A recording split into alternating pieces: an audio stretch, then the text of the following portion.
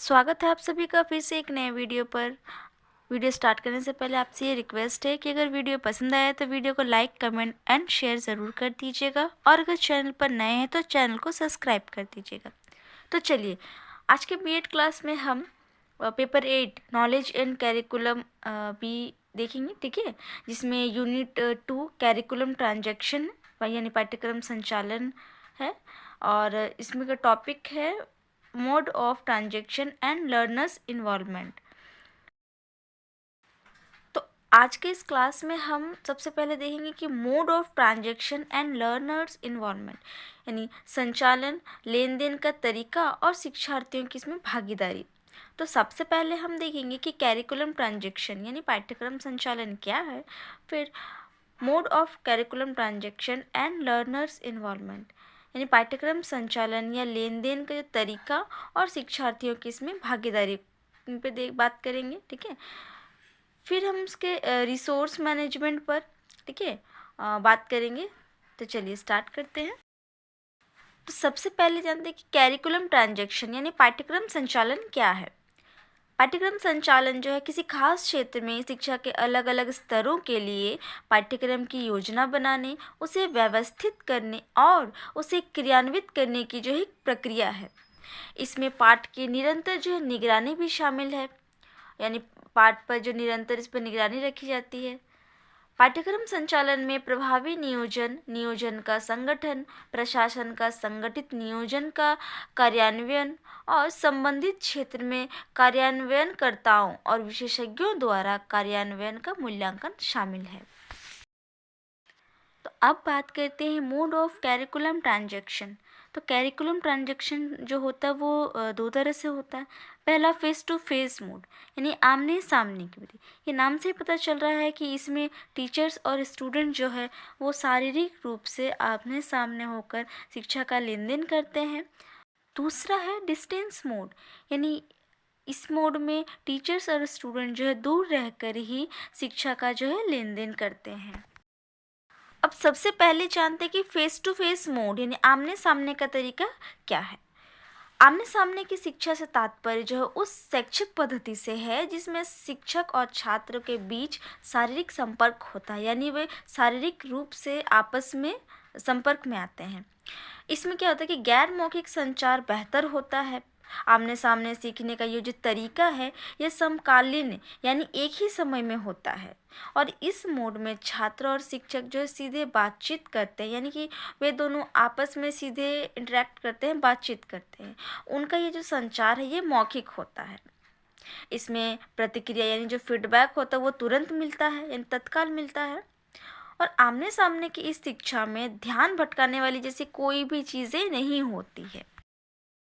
अब सीखने की ये जो विधि है ये सबसे पुरानी और व्यापक विधि मानी जाती है। इस विधि में सेमिनार, चर्चा, व्याख्यान, प्रदर्शन और शिक्षक तथा छात्रों के बीच जो है प्रत्यक्ष बातचीत आदि ये सभी शामिल है। अब देखते हैं कि आमने सामने मोड के घटक क्या क्या हैं। तो देखते हैं, पहला व्याख्यान है, फिर प्रदर्शन है, चर्चाएं हैं, असाइनमेंट्स हैं, परीक्षाएं, सेमिनार आदि ये सब जो है वो आमने सामने मोड के घटक हैं। तो अब हम फेस टू फेस मोड में लर्नर्स के इन्वॉल्वमेंट को देखते हैं, ठीक है, यानी शिक्षार्थियों की भागीदारी। तो आमने सामने की इस विधि में शिक्षक तथा छात्रों की जो भागीदारी है वह शारीरिक रूप से होती है। फेस टू फेस के इस मोड में शिक्षक और शिक्षार्थियों की समान रूप से भागीदारी होती है, यानी ये जो टीचर्स और स्टूडेंट है ये समान रूप से इन्वॉल्व होते हैं।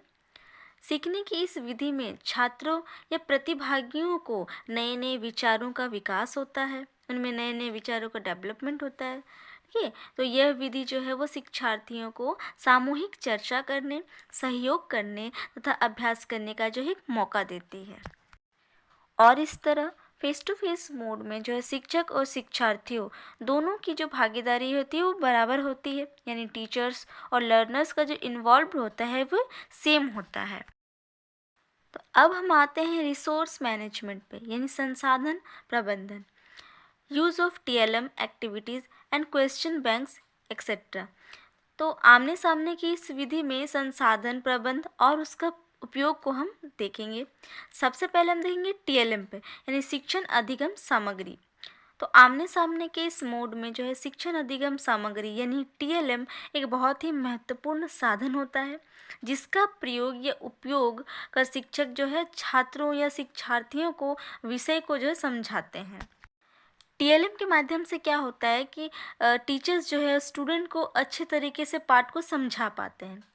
अब टीएलएम के कुछ उदाहरण हैं, जैसे chart paper, model, video clip, pictures card and word card आदि। ये सभी जो है एक टीएलएम है।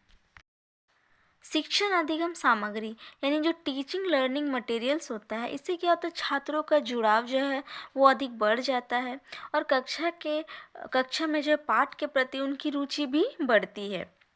टीएलएम का उपयोग से शिक्षार्थियों या छात्रों में जो है एक रचनात्मकता और जिज्ञासा को जो है बढ़ावा मिलता है, यानी उनमें रचनात्मक कौशल का विकास होता है।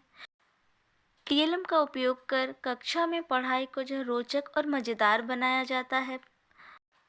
आमने सामने सीखने की इस विधि में टीएलएम का उपयोग कर छात्रों के कौशलों का जो है विकास किया जा सकता है, यानी कि टीचर्स जो हैं वो टीचिंग लर्निंग मटेरियल्स का यूज़ करके छात्रों के कौशलों का विकास करते हैं।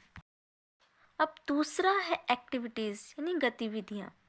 आमने सामने की इस विधा में कई सारी गतिविधियाँ कराई जाती हैं, जैसे सेमिनार, चर्चा, व्याख्यान, प्रदर्शन, वाद विवाद आदि। ये सारी गतिविधियाँ होती हैं जिनके माध्यम से छात्रों में जो है एक रचनात्मकता और तर्क कौशलों का विकास होता है।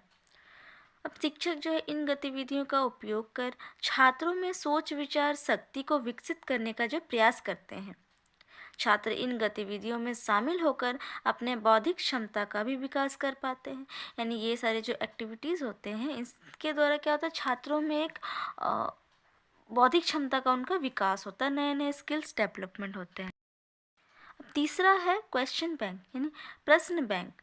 तो आमने सामने के इस मोड में जो है शिक्षक प्रश्न पत्रों का उपयोग कर छात्रों का मूल्यांकन करते हैं, यानी ये जो क्वेश्चन बैंक के थ्रू बच्चों का जो है एग्ज़ाम लिया जाता है और उनका मूल्यांकन किया जाता है या उनका आकलन किया जाता है। तो इस तरह फेस टू फेस मोड में क्या है कि स्टूडेंट्स का असेसमेंट करना जो है वो आसान हो जाता है और एक सटीक मूल्यांकन भी होता है। तो हमने आगे जाना कि फ़ेस टू फेस मोड क्या होता है। अब हम डिस्टेंस मोड के बारे में बात करते हैं, यानी दूरस्थ मोड। दूरस्थ शिक्षा या मोड से तात्पर्य ऐसी शिक्षा व्यवस्था से है जिसमें शिक्षक और छात्र जो है दूर रहकर ही शिक्षा का लेन देन करते हैं, यानी शिक्षा का आदान प्रदान करते हैं। तो इस विधि में जो है शिक्षक और छात्र जो है वो शारीरिक रूप से संपर्क में नहीं आते हैं, बल्कि उनके बीच जो है एक संपर्क स्थापित करने के लिए किसी तीसरे चैनल या माध्यम की आवश्यकता होती है। यह शिक्षा जो एक नवाचार विधि है और इस विधि में प्रिंट, ऑडियो, वीडियो आदि शामिल हैं। अब डिस्टेंस मोड के भी दो प्रकार होते हैं। पहला है ऑनलाइन और दूसरा है कोरिस्पोंडेंस यानी पत्राचार मोड। तो सबसे पहले हम ऑनलाइन मोड पर बात करते हैं। इसमें ऑनलाइन क्लासेस होता है, छात्र दूर बैठे ही एक दूसरे से तकनीकों के माध्यम से जुड़ते हैं, जैसे कि कंप्यूटर, फ़ोन इत्यादि। अब इन माध्यमों के द्वारा जो है शिक्षार्थियों को शिक्षा ग्रहण करना अब आसान हो गया है, यानी छात्र जो है दूर रह के भी शिक्षा में कंटिन्यू रह सकते हैं, शिक्षा ग्रहण कर सकते हैं। अब इसके द्वारा शिक्षक और छात्र जो है दूर बैठे ही आपस में एक दूसरे के साथ जुड़ते हैं और संचार स्थापित करते हैं। अब ऑनलाइन के कुछ प्लेटफॉर्म मोड हैं, जैसे Facebook live, YouTube live, Google Meet, zoom.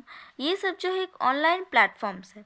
इसके द्वारा क्या होता है कि ऑनलाइन क्लासेस लिया जाता है या करवाया जाता है। ऑनलाइन मोड में छात्रों का ज़्यादा से ज़्यादा कॉन्सेप्ट जो है वो क्लियर होता है। क्योंकि ये एक दूरस्थ मोड होता है, इसलिए इसमें ज़्यादा से ज़्यादा सामग्रियाँ प्रदान की जाती हैं जो कि ज़्यादा प्रभावी होती हैं, जैसे Google Meet, online classes, YouTube classes आदि। अब दूरस्थ मोड में जो शिक्षण सामग्रियाँ कई प्रकार से डिज़ाइन यानी ग्राफिक्स होते हैं, जैसे कि ऑडियो, विजुअल, एनिमेटेड आदि। अब डिस्टेंस मोड का ही एक और भाग कोरिस्पोंडेंस मोड है, यानी पत्राचार विधि।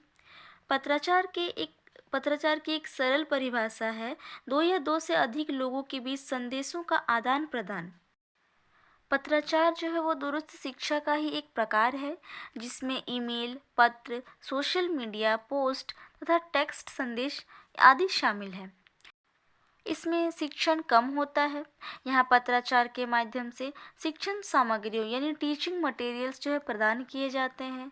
यहाँ शिक्षक शिक्षण सामग्रियों को बाय पोस्ट जो है छात्रों तक पहुँचाया जाता है, और छात्र भी जो है अपने जो पत्र जो पेपर्स है उनको बाय पोस्ट टीचर्स तक पहुँचाने का कार्य करते हैं।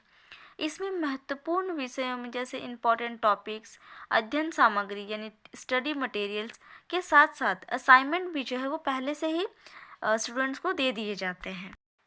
यानी पत्राचार के इस मोड पे टीचर्स क्या करते हैं, सारे teaching materials, important topics, assignment, ये सारी चीज़ों को जो स्टूडेंट तक बाय पोस्ट भिजवाया जाता है, और स्टूडेंट्स भी क्या करते हैं, अपने पेपर्स और असाइनमेंट को बाय पोस्ट टीचर तक पहुंचाते हैं। अतः जिस संस्था द्वारा पत्राचार मोड में शिक्षा प्रदान की जाती है, वे कभी कभी जो ऑफलाइन क्लासेस भी ले लिया करते हैं, जैसे इग्नू, NIOS, नालंदा विश्वविद्यालय, मणिपाल विश्वविद्यालय आदि।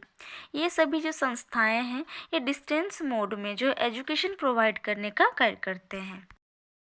अब देखते हैं कि इसमें लर्नर्स कैसे इन्वॉल्वमेंट होते हैं, यानी शिक्षार्थियों की भागीदारी कैसी होती है।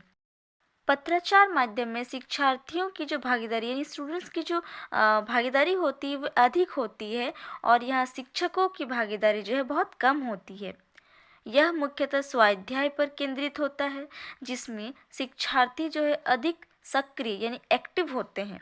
उनकी जो मानसिक क्षमता होती है वो इतनी अधिक होती है कि वे सभी का अर्थ समझ पाने में भी सक्षम होते हैं। यानी इस मोड में लर्नर्स का जो इन्वॉल्वमेंट है वो सबसे अधिक होता है टीचर्स के मुकाबले। तो आज के क्लास में हमने जाना कि कैरिकुलम ट्रांजैक्शन क्या है, इसके कितने मोड हैं, और इसमें लर्नर्स के इन्वॉल्वमेंट कैसा है।